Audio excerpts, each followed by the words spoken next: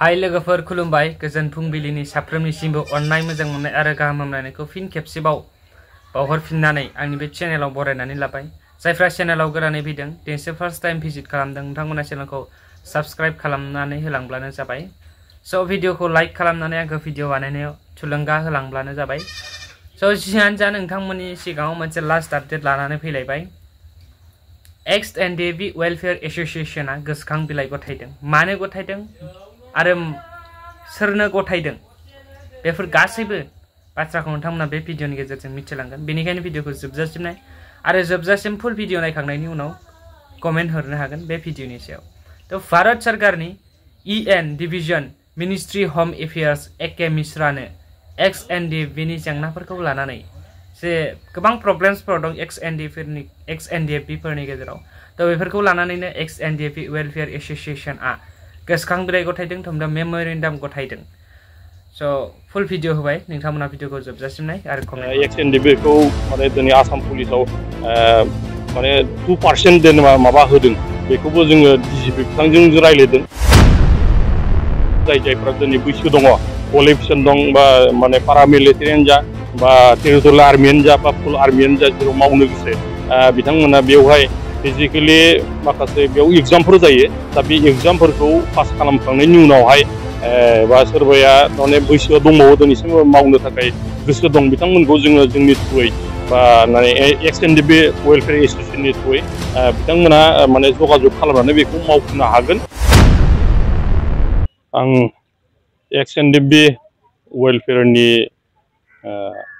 आफादगिरि रुजिग्रा मोसाहारि आरो आंजों लोगोसे गाहाय नेहाथारि दिलरन्जन नार्जारि, लोगोसेयै लेङाइ आफादगिरि बेनिल औवारि आरो जोंनि सेन्ट्रेल टिमनिनो XNDB वेलफेयार एसोसिएशननि जोंहा सोद्रोमा माथुराम ब्रह्म आरो लोगोसे सयन औवारि, जों गासै साबा दिनैहाय बे भारतनि राजथावनि हम मिनिस्ट्रिनि नर्थ इस्ट जननि एडभाइजार जों AK मिश्रखौ लोगो हमनानै जोङो XNDB वेलफेयार एसोसिएशन हिसाबै XNDB रिलेटेड माखासे इस्युसफोर जोंहा थालांनाय दं बेखौ जोङो गोसोखां बिलाइ जोङो होफैदों।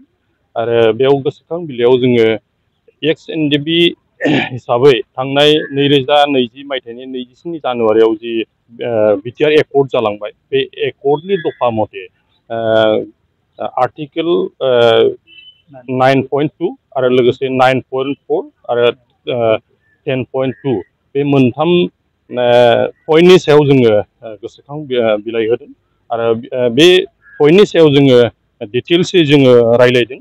आरो जिहेतु जोङो पिस एकर्ड जानायनि उनाव दिनैसिमहालागै जेसेबांखिनि XNDB-नि सायाव केसफोर नन हाइनेस आरो हाइनेस केसफोर दं बिनि सायाव जोङो ब्रिफिंस होनानै जों रायज्लायदों। आरो लोगोसेयै सिगनेटरि जोंनि फाउन्डिं प्रेसिडेन्ट रन्जन दैमारि बिथाङा दिनैसिमहालागै माने CBI-नि केसाव कनभिक्ट जानानै दं आरो बिनि हियारिंआ दा माने फैगौ 20 नभेम्बराव जानो थांगासिनो दं। दा बिनि सायावबो जोङो बिथांनो जोङो फोरमायना होदोंमोन आरो बे फोरमायनाय लोगो लोगो बिथाङा खुब गुरुत्व सहकारे बुंदों जे बे केसखौ आङो टेकेल खालामगोन, आङो सावरायगोन आरो सरकारनिसिम आङो बेखौ होगोन आरो आंनि तरफनिफ्राय जेसेबां हायो आं बेखौ मावफुंना होनो थाखाय बिथाङा जोंनो खोथा होदों। आरो लोगोसे जेसेबांखिनि जोंहा माने CBI बा NIA केसाव जायफ्रा दिनैहाय हाइनेस बा न' हाइनेसफोर केसफोर जानानै दङ बा दिनैहाय हियारिं जाबाय थायो, सामन जाबाय थायो, मालाबा इनकुइरि बिदि फैबाय थायो, बिनि सायावबो जोङो डिटेल्सै बिथांनो जों फोरमायना होदों।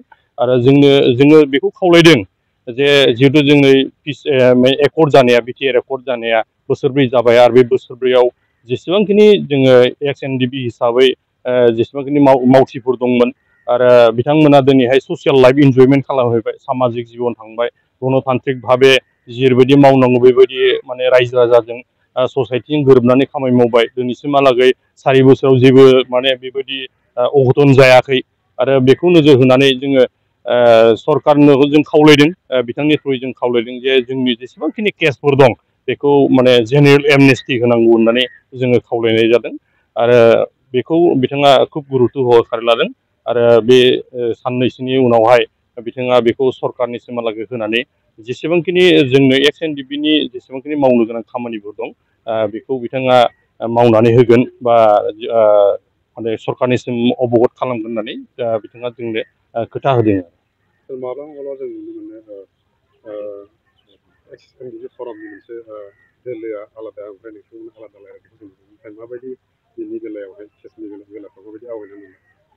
बेखौ सोरबा जोंबो मिथिगौ जे XNDP इउनाइटेड फराम हिसाबै मोनसे संगठन दं आरो बिथांमोनाबो खुब सम्भब बेखौ लानानै मावदों जानो हागौ आरो बिथांमोनहा बेसेबांखिनि मावदों मावा जों बेखौ जों जेबो मिथिया दिनैसिमहालागै।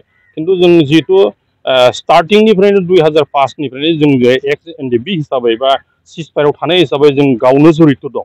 ओंखायनो जेसेबांखिनि जोङो दा XNDP हिसाबै माने जेसेबां जोङो माने इस्टाब्लिश जानांगौमोन बा जोङो ससाइटियाव जेसेबांखिनि जोङो पिसफुल लाइफ इन्जयमेन्ट खालामनांगौ बेखिनियाव जोंहा सम सम माने XNDP-निफ्राय मावनो गोनां खामानिफोर बे एसोसिएसनफ्रा बा इउनाइटेड फरामा दङमोन। नाथाय बिथांमोनखौ जोङो जेसेबांखिनि मावनांगौ बिदिखौ जों नुयैखाय लास्टलि जोङो दिनै बे XNDP वेलफेयार एसोसिएसनखौ जोङो गठन खालामनानै जों दिनै जेसेबांखिनि थाबोनाय NDP-नि आद्रा थानाय जायफोर इसुसफोर दं जों बेखौ मावफुंनो थाखायनो जों दिनै बेखौ बिबान लानो गोनां जादों। नोंथांमोननि नैबे आर'जलाइ होनायाव बबे बबे बुस्थुआ सरकारनि रायलायनायजों माने पजिटिभ जानो हागौ सार दिनैनि गोसोखांलाय होनायाव? बे गोसोखांलाय होनायावथ' बे 9.2, 9.4 आरो 10.2आव जिथु लिरनाय दङ जे जेनेबा धर दा जोंखौ रिहेबिलिटेसन होनांगौ। दा रिहेबिलिटेसन होनायनि खेथ्रआव जोंनो जेसेबांखिनि सरकार तरफनिफ्राय जेसेबांखिनि सुबिदाफोर नांगौ जेनेबा एक्सक्रेसियाजों लोगोसे जोंखौ जेसेबांखिनि होनांगौ आरो ससाइटियाव जों जेरखम माने सिभिल लाइफ जेफोरखौ इन्जयमेन्ट खालामनांगौ बेयाव माखासे गभर्नमेन्ट तरफनिफ्राय जोंनो जिबायदि माने सहाय नांगौ बेखिनिखौ मोनगोन आरो बेखौ होगोन आरो मावफुंना होगोन होननाय जिथु खोथा होदों। आरो बेजों लोगोसे दा जोंनि माने बे बड'लेण्ड एलेकायाव बा आसामाव जि माने धर माने बे माबा होनांगौ साख्रि बाख्रियाव थिसननांगौ XNDP-खौ माने दिनै आसाम पुलिसाव माने 2% जेनेबा माबा होदों बेखौबो जोङो DGP बिथांजों रायज्लायदों। बिथाङा खोथा होदों जे बेखौ मावफुंना होगोन होननानै।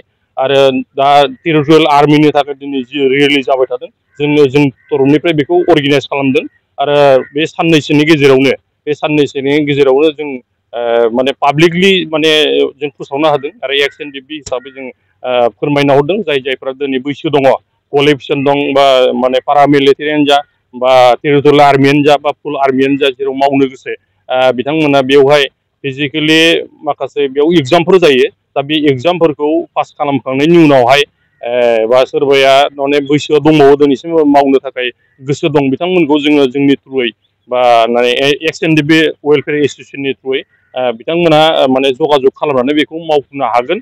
बेखिनिखौ जोंनो जिहेतु सरकारा दिनै खोथा होबाय ओंखायनो बिथांमोनखौ जों आसा खालामदों जायफ्रा दिनै बेखौ मावनो थाखाय माने गोसो दङ बिथांमोनखौ जोङो खावलायदों जे XNDP-नि जेसेबांखि सोद्रोमाफोर दं XNDP वेलफेयार एसोसिएसन दं बिथांमोना जगाजग जायोबा निस्सय बेयावहाय माने सहाय जागोन आरो।